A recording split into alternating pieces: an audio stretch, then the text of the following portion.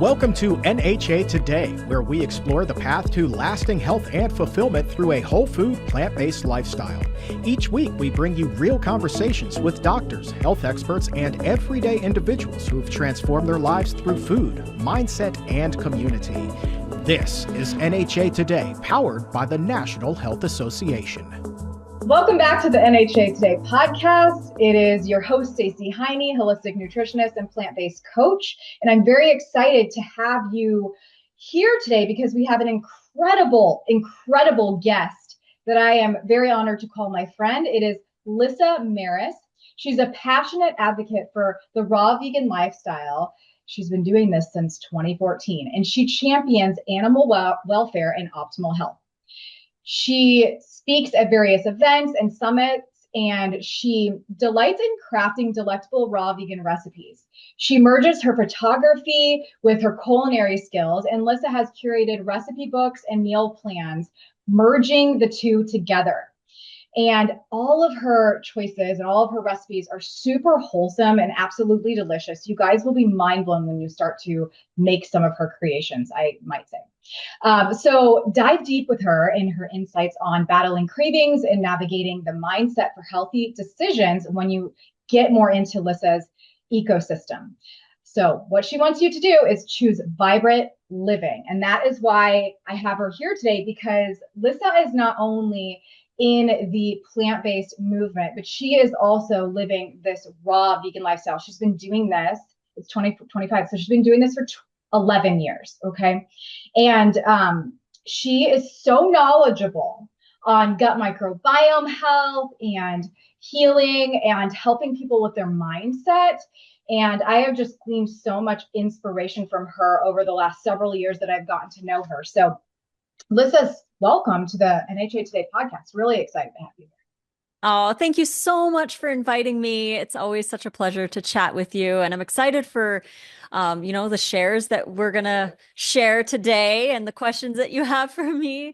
I just love sharing and inspiring people. It's one of my deepest passions. Well, you're really, really good at it. It's definitely a gift. And I know that you've launched a membership community and you're helping more people than ever now, which is so incredible. But I know you actually through bundles, like where we put our things together, like our ebooks and our recipe courses and stuff like that. And we got to kind of get to know each other through live videos on social media. And I have heard your story time and time again, but I will tell you what, it's always really inspiring because I learn something new every single time that I hear your story. So we need to share your story of transformation with the NHA listeners and also learn about what you're up to now and also maybe a little bit about what is to come in the future. So first, let's just kind of start at the beginning. Where in the world did a raw vegan lifestyle come up? Like, why did you even start living this lifestyle? What made you do it? Oh, yes. My favorite thing, chatting about this. So yes, I learned about raw food way back when it would have been in 2004. So I was 24, but I learned about natural health a long time before that. I was 19 years old. My mom was really into natural health. She wasn't a vegan or anything, but she was really into organic and, natural skincare and all this stuff. My dad and my brother and sister and we just ate whatever junk food, we weren't really, but I always admired my mom for that. And at 19 years old, I was diagnosed with candida overgrowth. And I had extreme gut issues back then, cystic acne that I was dealing with, and I just was uncomfortable in my body and having all different kinds of random symptoms. And I was 19. So I was diagnosed with that. And I started doing like anti-candida diets and cleanse kits and all that kind of stuff. And, venturing in and learning a lot about natural health. So in 2001, when I was 21, I got a job working at a natural health store where I became a nutritional consultant, and I also became the shipping receiving manager of the health food store. So I was exposed to all kinds of stuff, lots of different diets. I got free supplements and free cleanse kits, and I got to buy stuff at wholesale. So I was exposed to a lot of stuff. And in 2004, that's when I learned about the raw vegan diet. One of the books that really transformed my thoughts on it was from David Wolf. I don't really follow Yeah, that the stuff Sun Food anymore. Diet Success System. Sun Food Diet Success System. I That was have that. yeah, yeah. That was the one that kind of like was like, this makes a lot of Yeah. sense, Yeah. but it was really high fat focused. Mhm. And I was also stuck in diet culture. Like even in the natural health industry, there's a lot of calorie restriction, Mhm. a lot of over exercising, fear of sugar, like fear of fruit, for example, overeating too many fats and like putting too much emphasis on body image and stuff like that. So the diet culture still had its claws deep in the natural world. Mhm. And so when I went raw, I did raw. I would try raw from 2004 to 2014. So there was a whole 10 years in there where I would try raw. I would do raw for like 3 or 4 days or a week or so. I think the longest I went was 2 months.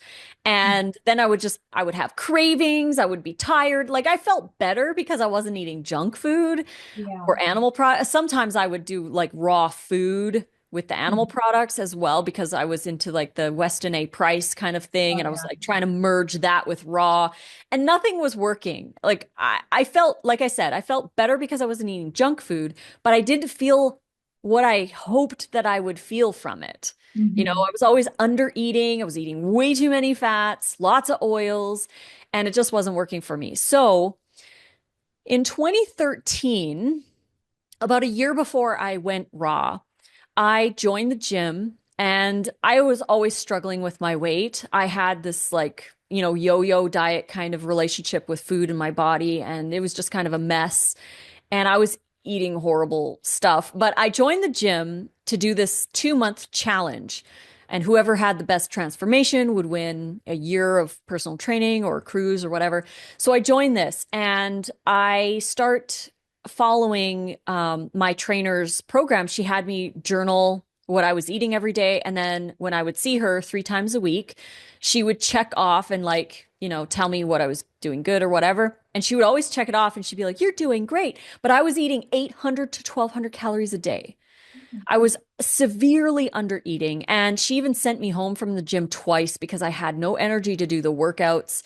Man. And it was just horrible. I remember that time being like really challenging. And I thought to myself, if health requires me to be in this like I'm always hungry, I'm not really enjoying my food, I'm trying so hard, I'm exercising a lot.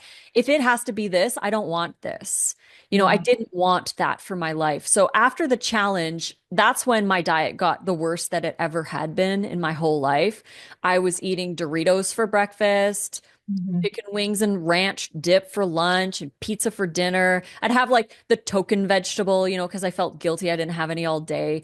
So that was for about 8 months. And I gained a lot of weight from that. And then finally, I was doing 2 energy drinks a day, as well as coffees and drinking alcohol every single day as well. So I was not caring for my body, even though I knew better, Yeah. obviously, but I wasn't doing better because I was stuck in this like rut. So one night I woke up for the 100th time with heart flutters. I would wake up in the middle of the night with these heart flutters and I would feel like I was having a heart attack. So I didn't like going to bed because I knew I was going to wake up with these at some point, probably from the energy drinks and the coffee and the crappy diet. So I woke up that one night and I was like, I have to change. I have to do something because one day I could be having a heart attack. And I Yeah. was only 34 at the time. But I had, the gut issues. I still had candida. I had imbalanced hormones, adult cystic acne, still like my face was so swollen and rashy and everything. I was just a mess. So the next day I get on the computer and I'm like, let's do raw again because, it always made the most sense to me. But I'm like, why was it not working? And then I discovered the low fat version.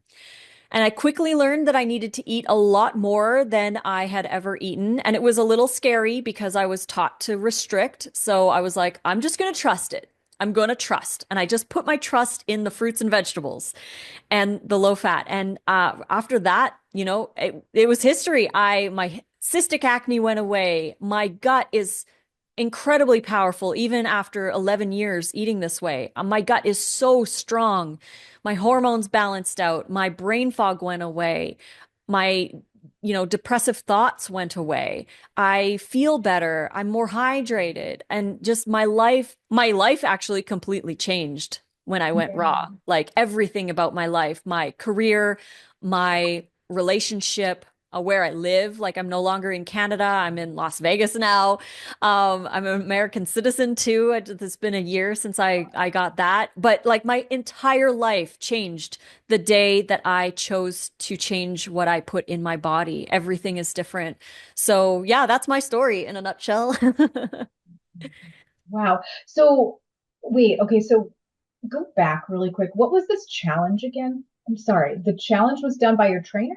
Yeah, so at the gym in Canada, all of the gyms in Canada, I can't remember the name of it, but they had a challenge where you join, you pay like it was like $1,000, you get, 20 personal trainer sessions, and over 60 days, whoever had the best body transformation Oh, at the end of the wow. 60 days would Yeah. win. I Oh, obviously I didn't win, but yeah. um the day after that challenge finished, I binged on potato chips. That's when it all fell apart. Yeah, Yeah. because Yeah. it was Yeah. I just was trying to identify yeah, because I mean, when I'm working with clients, I'm like, most people, when they want, they're either maybe they're diagnosed with diabetes, maybe they are realizing, oh my God, I'm obese. My son is about to have a, we're about to have a grandchild.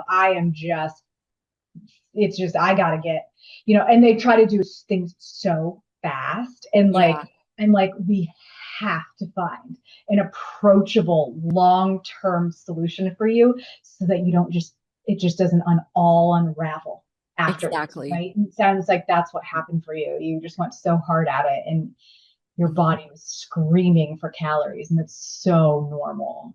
So Exactly. I know. And that was such a, like, I was eating, whey protein in my oatmeal in the morning, and I'd have like maybe like three sprigs of asparagus with my chicken at dinner. yeah, Like, yeah, I was not eating. Like, I look back on my journals from those times and I'm just like scared. Like, I yeah, cannot believe that I was eating that. But, my personal trainer's checking it off, like, yeah, you're doing great, and I'm mhm. like, okay, even though I knew better, and Yeah.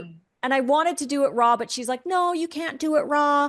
You need all this stuff or whatever. So I was like, okay, well, I'll try because I'm paying you and might as well, see how it goes. But that was like the worst experience of my life. I did not enjoy that at all.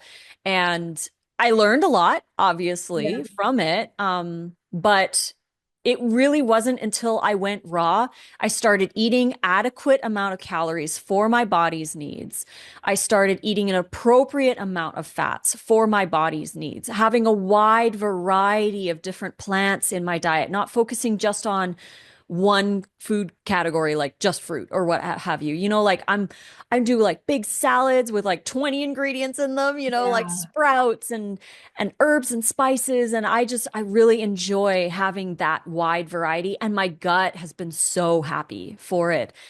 So looking back, I'm just like, I cannot believe that I did that. But again, we go through these things to learn about ourselves and to improve and evolve from there. So yeah, scary times. It's really, yeah, you've really evolved. I've seen your before and after pictures, and um, you talk about like strengthening your gut. And I will say, this is something that I have dealt with, like IBS for a very long time. I know so much of it is stress related, and that is something that I'm continuously always working on, trying to stay in parasympathetic state.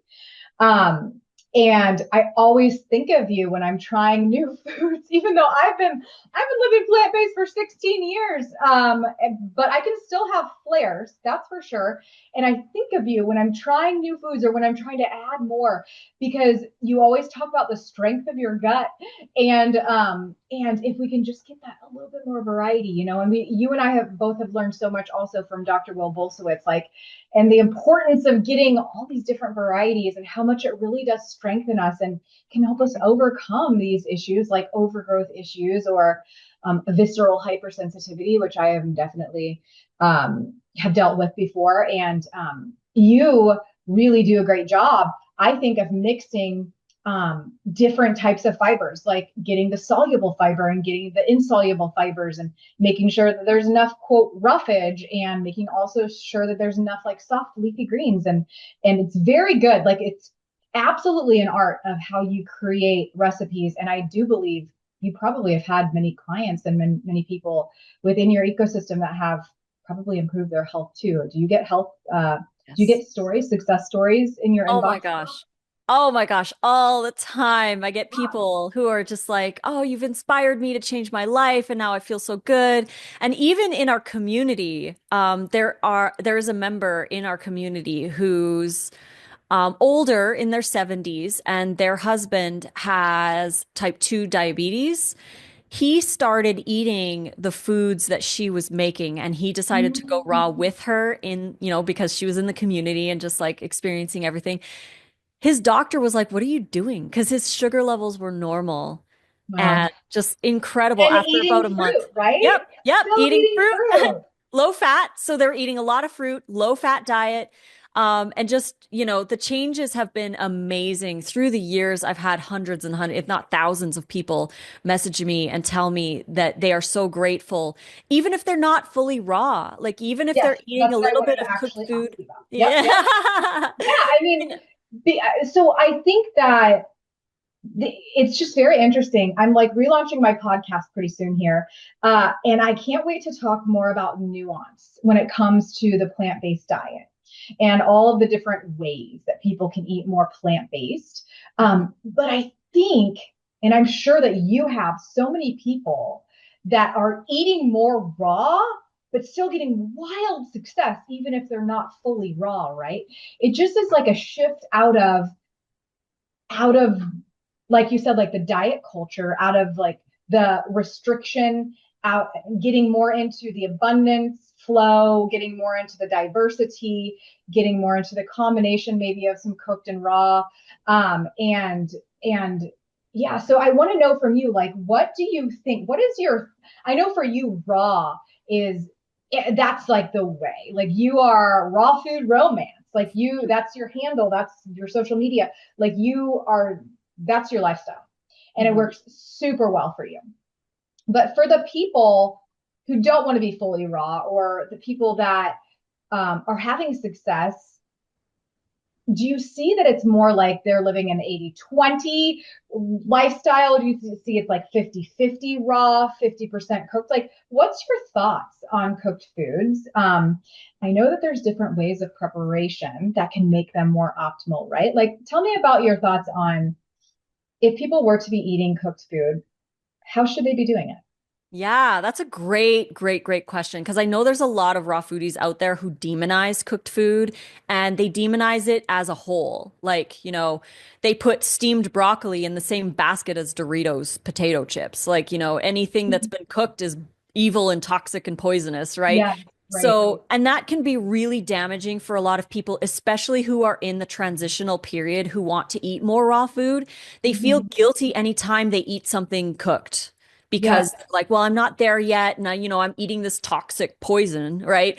So right. it's really damaging for people who are coming into a lifestyle trying to eat more raw, to think of cooked food as poison. Now, as you mentioned, there are different ways of cooking and preparing. So I feel personally, if somebody is interested in keeping cooked foods in their diet and they want to do high raw with a little bit of cooked food, boiling and steaming are going to be your best options, Mhm. because you're not heating the food above roughly 212 degrees Fahrenheit. And that keeps the components of the food not changing as much as they would at higher temperatures. So yeah, you're going to lose some nutrition in the water. Some things like vitamin C, which are very heat sensitive, are going to, be denatured through the cooking process. But, when people say there's zero nutrition in cooked food, I'm like, that's not true. There still is nutrition. It just might be a little less. Some stuff is a little more bioavailable, like lycopene, for example, but raw sun-dried tomatoes and raw freeze-dried tomato powder are actually higher in bioavailability than cooked tomatoes. So those are raw options, which is pretty cool. But that said, that's what I would say. If somebody's looking to still keep cooked food in, steaming vegetables like broccoli, asparagus, all that kind of stuff is great. Boiling potatoes, that kind of thing. Any boiling, steaming is going to be your best option because anything heated above 248 degrees Fahrenheit, things start to change, especially with starches. So if you're frying, baking, grilling, roasting, any of those temperatures that are really high, and the higher you go, the more this happens, is acrylamide is formed and other heat created toxins are formed in the food. So these can happen. And actually, John Kohler, he did a video on this topic. There was actually a study done on the toxin levels inside omnivores, vegans, and raw vegans, which was a really cool study. And the vegans had the highest levels of the toxin because they were eating the highest levels of cooked starches at high heats. Compared to the omnivores, we're kind of in the middle, and raw vegans had almost none, right? Because we're not cooking our food. So that is something to be aware of. If you are going to include cooked food, keep it at low temperatures, as low as possible. Boiling and steaming are going to be your best options. And then including them with raw foods, right? That's going to be the most ideal. So if you're going to have like some cooked tofu or a sweet potato or a cup of quinoa or rice or whatever, have it in a big raw salad, like mix it up.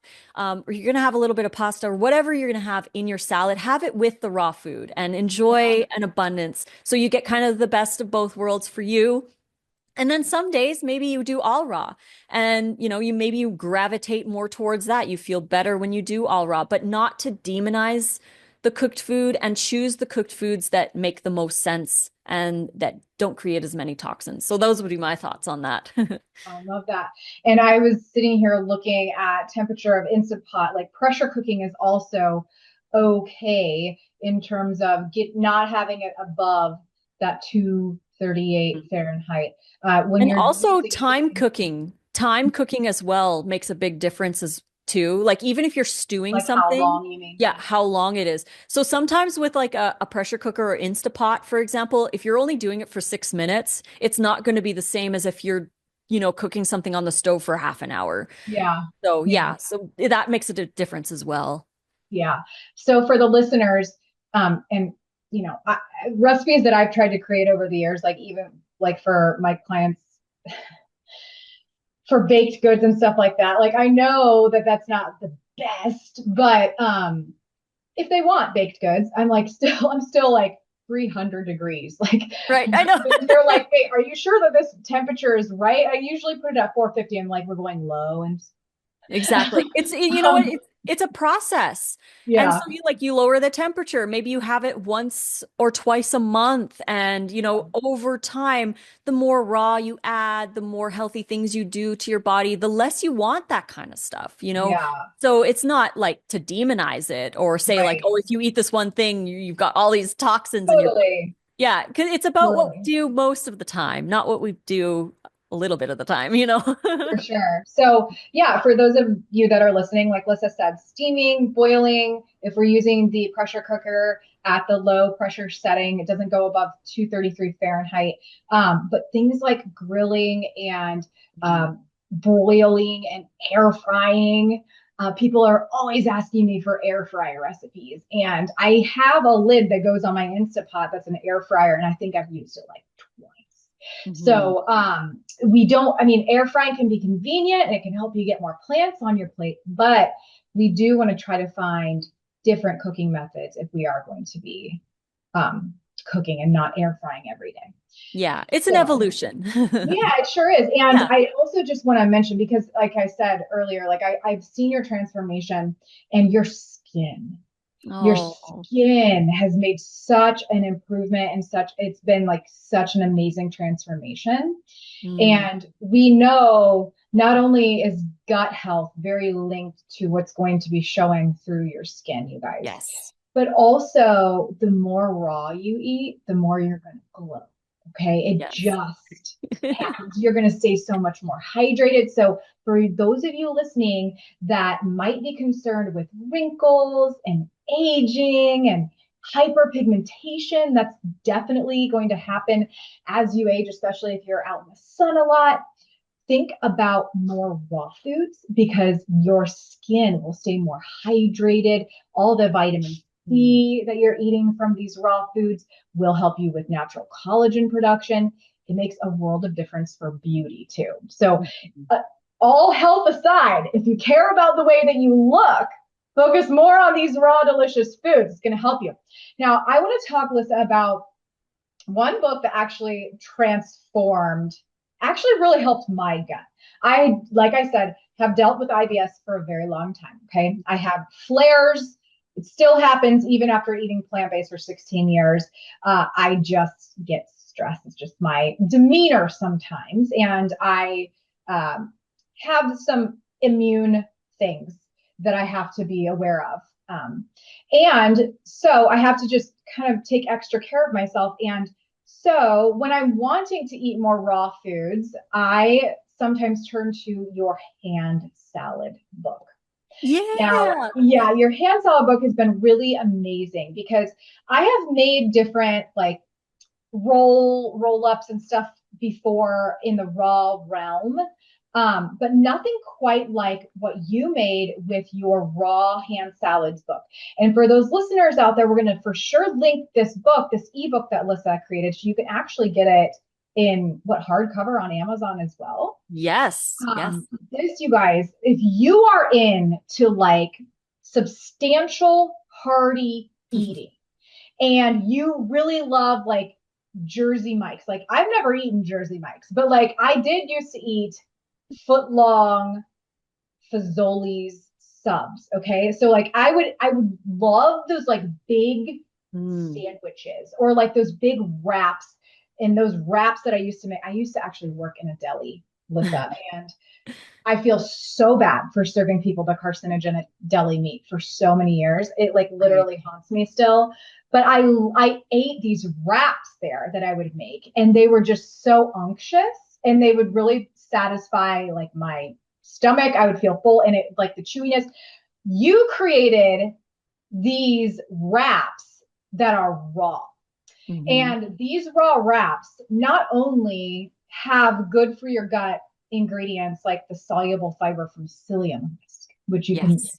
you can expand on, but it also has like inulin from apple and onions and different ingredients that really support the gut. And I will say for people who have sensitive guts, visceral hypersensitivity, maybe you can't eat that raw cruciferous, like it's just too hard, but you want to get more raw foods in your diet, get yourself a dehydrator and get this book so that you can make these wraps. Tell me about how long this wrap book took you to create, because I know it was such a labor of love. And then also success stories, because I know people have messaged you about how much they love it, and just what it's done for you in your life in terms of traveling, hiking, and being able to make raw foods really delicious. Like just have the feel like you're in society, Mhm. like eating a wrap, but making it raw. Oh my gosh. How I about it? Like, love the wraps. The wraps, Nate, my husband, he often says the wraps changed our lives. He's like, we're on another timeline now because of yeah, the wraps, you know? They've really changed so much about our lives and everyone else's lives who tries them. Like, I get messages every single day in my inbox of somebody saying, I tried the wrap and it was so amazing. This is game changing. This is going to make everything so easy, blah, blah, blah. Like I get so many compliments on these wraps. So to create the wrap book, the reason why I created it was I polled my Instagram audience and I said, what do you want to see from me next? What kind of recipe book do you want me to make? And overwhelming response was wraps. And I was like, kind of intimidated and anxious a little bit because every time that I would make a raw wrap, it would be too sticky, too thin, it would fall apart, and it just wouldn't dry right. They'd be like really crusty on the edges and like leathery almost, or too soft or whatever. Like there would be so many reasons why they wouldn't work. So I never made them. If I was going to do a wrap, it would be like a collared wrap or like nori rolls or something like that because those worked. But the dehydrator ones I just couldn't find a recipe that worked. So I was like, okay, well, I'm going to try different combinations of stuff. And the ones that I was trying, they almost all of the wrap recipes out there for raw says to flip it halfway through to dry the other side. But what happens when you do that is that you have a dry side and then you have a wet side, and the wet side kind of like curls everything in. Yeah. And creates the waves on the outside, and the edges get way too hard because you're exposing the other side. So I was having a real hard time with these wrap recipes. And there was one night I had about 5 or 6 wraps in the dehydrator. I pulled one out halfway because I was like, well, maybe I'll wrap it while it's still a little bit half dry and see, like, just trying to get a picture of these wraps for this book. And the wrap fell apart while I was rolling it. And I was done. I'm like, I don't think I can do a wrap book. I don't think the wraps are going to work. This is just not turning out the way I want to.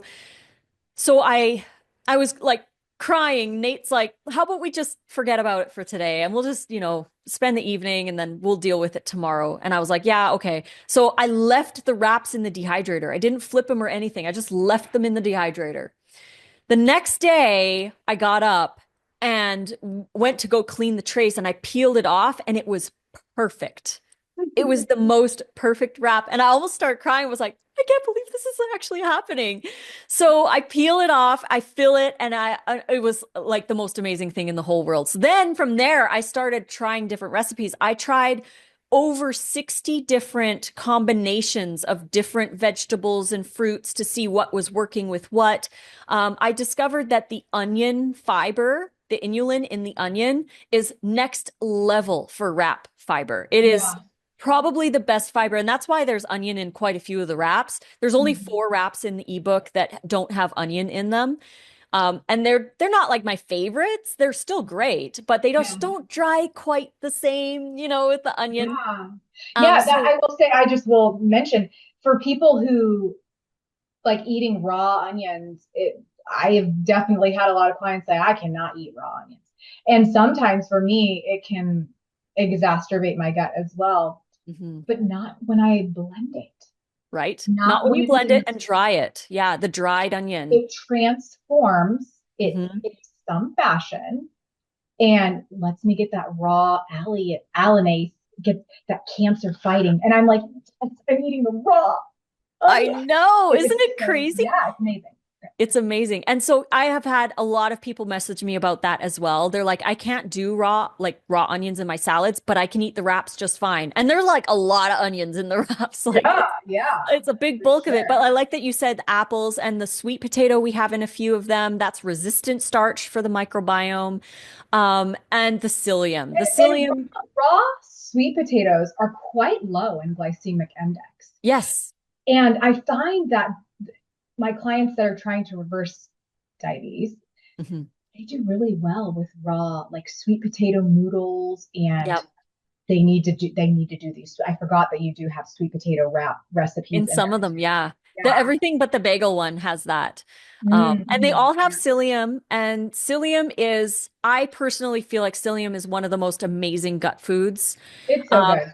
You know, people, when they hear psyllium, they think Metamucil and they think old Right. people in nursing homes who need extra fiber, right?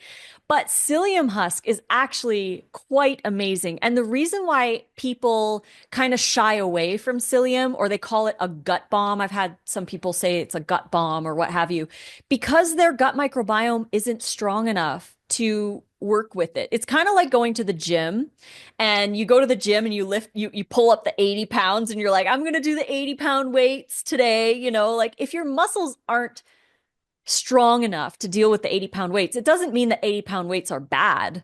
It just means Right. it was too much for your muscles. So you need Yep. to work slow, work with 5-pound weights for a little while, and then work up to 10-pound weights. It's just like with the psyllium.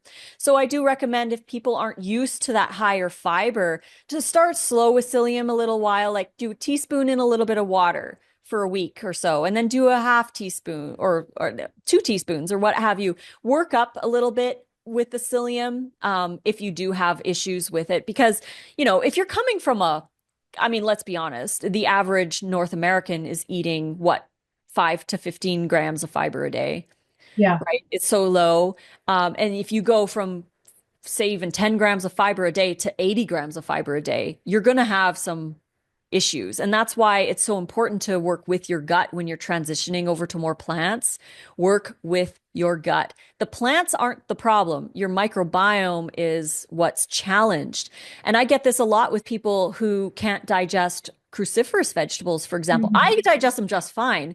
So people will say like, well, broccoli isn't a human food because I can't digest it. I'm like, well, I can digest it just fine. But Mhm. it's not the broccoli that's the problem. It's the microbiome and, you know, their gut that just isn't quite there yet. So they just need to work on it a little bit, go slower with those fibers. But yeah, the wraps have been amazing. And when you say about like hiking and traveling, I'm going to Oregon to see Nate because he's been away for like 6 weeks now with Wow. his yeah, it's been a while. So but I'm gonna go up there and then we're gonna drive back to Vegas together. And I'm going on an airplane. So what am I going to take? I'm going to take my wraps, you know, like it's the So best thing to good. take Yeah. traveling. You can take them through TSA. I also fill like I have the little you know, 3-ounce containers for shampoo bottles. I Oh put a yeah. sauce in there and they Love don't it. say anything because as long as it's under 3 ounces, they don't care. So Love I'll it. take my sauce. I'll unwrap my wrap sitting in my chair. I'm like, got the sauce on. It's so good. I get to eat the wrap on the plane. We take them hiking, we take them camping, we roll them up days in advance. Like if you're not putting wet stuff in the wraps, you can roll those up and just, you know, 3 days they'll last in your cooler if you don't They're have delicious. tomatoes, cucumbers. But yeah, they are next level epic awesome and allow us to do a lot more things freely. Like I was on the Las Vegas Strip just a couple weeks ago just by myself over there and I had a wrap and Yeah. I just sat there eating the wrap and somebody walked up to me and was like, "Where did you get that?" I was like, "I made it." And I brought it. And they're Vegan. like, "No way, that is so cool." We get so many compliments on them when we're hiking. Like the one we were in Bryce Canyon and park ranger came up and was like, "Those look good." Like we were just sitting, you know, eating our wraps and he's like, "Damn, those look really good." Like they're colorful, they're beautiful, they're big like you said. They're like nice, big, massive. If you fill them, you can fill them pretty big and they're Yeah. very filling. So it's, you know, when people say like, "Oh, raw vegan diet doesn't fill me up." I'm like, "Have one of my wraps." Fill Yes, it for up. sure. Yeah. It feels more like American food, you know, Yeah. but it's all raw. We And like to I eat just, with our hands yeah, too. yeah, for Hmm. sure. And I will also just point out for fun, like people that don't know about psyllium, it's from the plantain plant, you guys. And plantain leaves are incredibly healing in their own right. And then you take the seed, the psyllium husk, that's what it is. It's the seed of the plantain plant. So the So leaves cool. not only are so good, like I knew about the leaves first, and I actually didn't even know that they were the same plant until just like last year. And I was mind blown because I was like, this whole plant is amazing. And Right?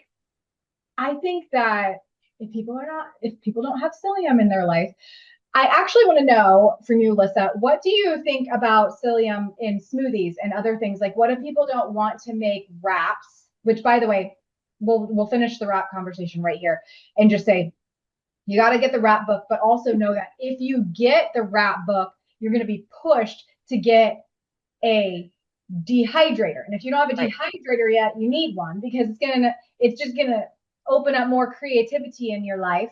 And you can make raw cinnamon rolls with bananas, and you can make just so many things with a dehydrator, and you can warm up food gently.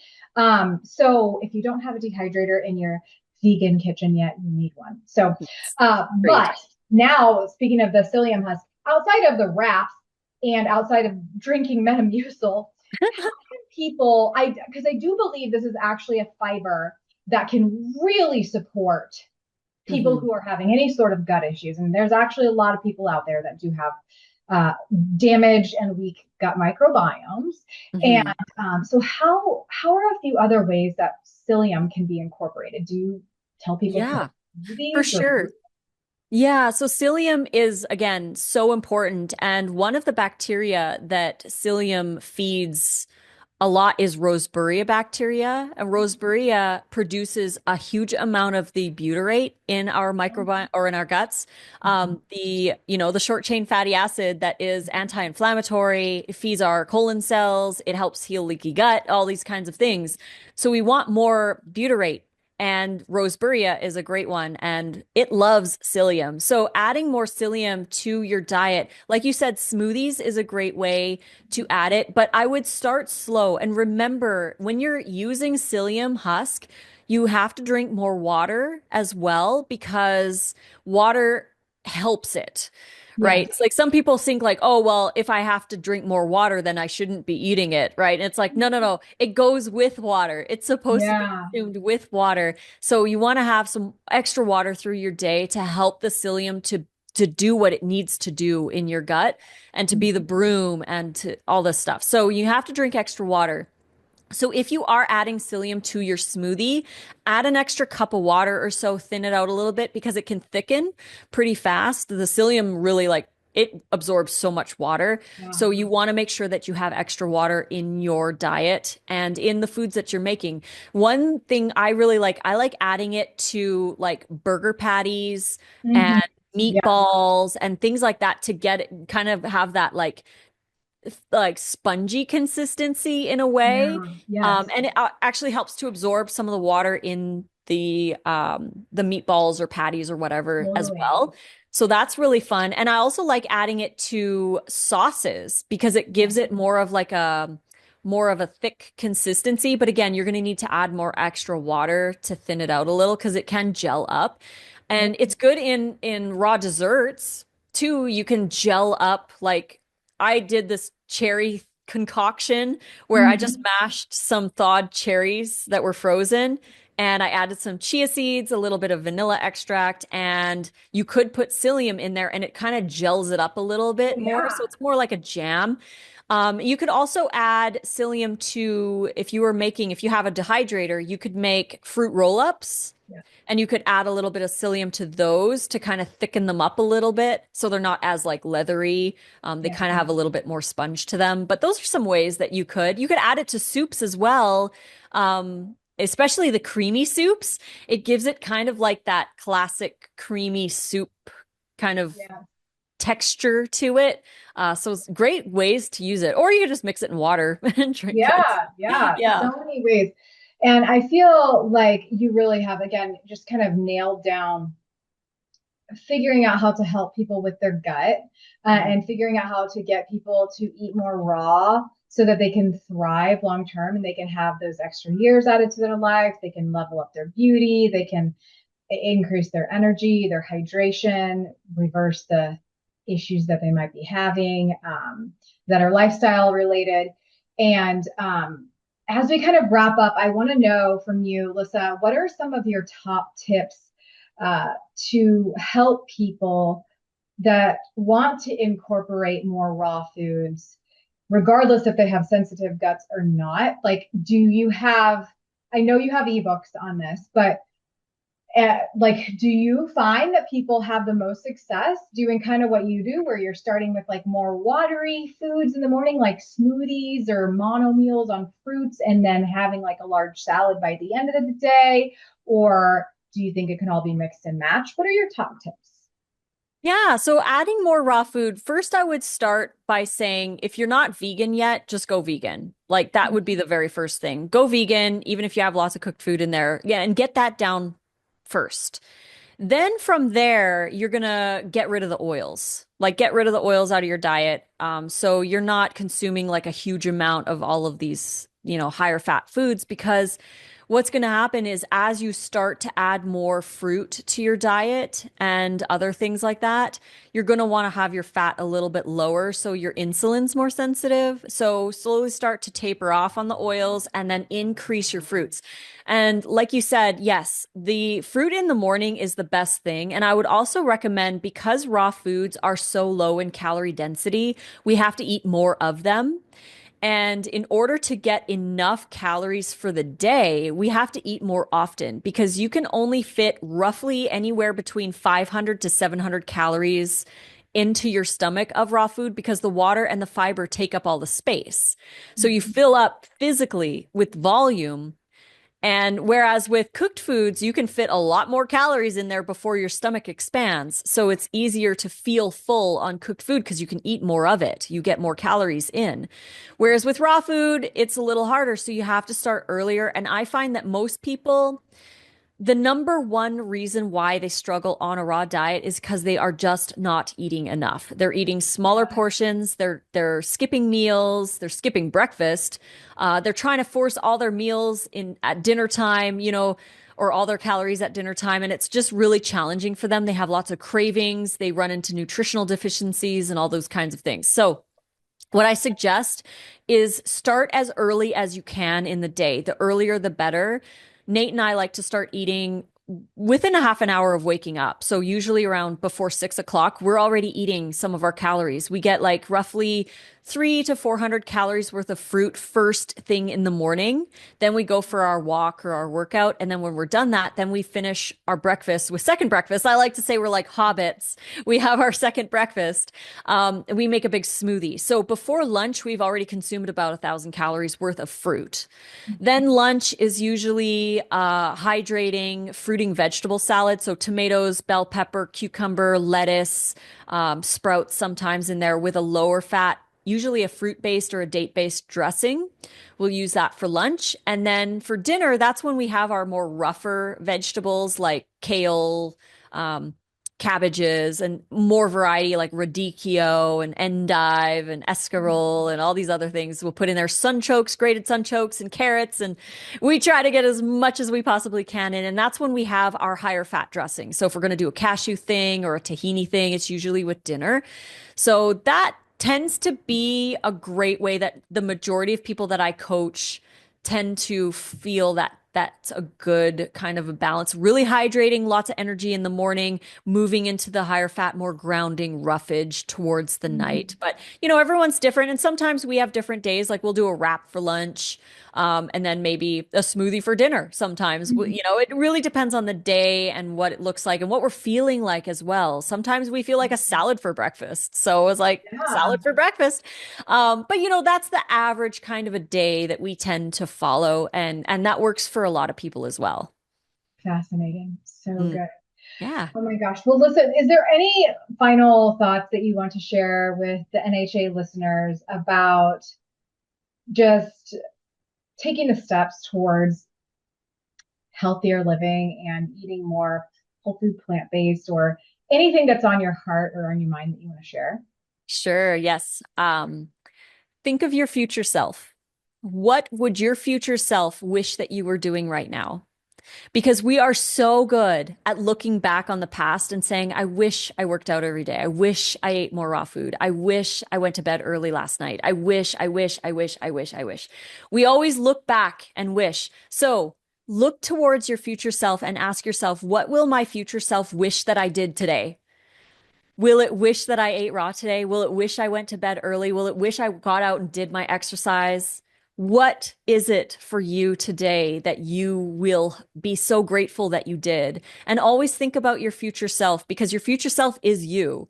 You're going to be there, hopefully, eventually at some point. And you're going to look back and say, I'm glad that I got off the couch and I made my wraps. I'm glad I woke up early and I prepared my food for the day. I'm glad I got out and moved my body because I feel so much better. I'm glad I went to bed early so I could get up early and make my food for the day. Like we Mhm. are glad that we do these things, even though we don't want to. We might not feel like it. We might be in a flow doing something else or watching a show on Netflix or whatever it is.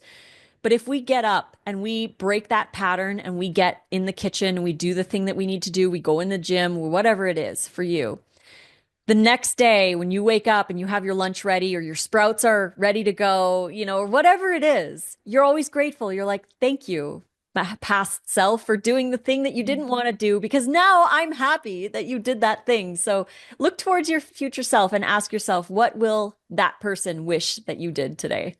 Right. So, yeah. Oh, good.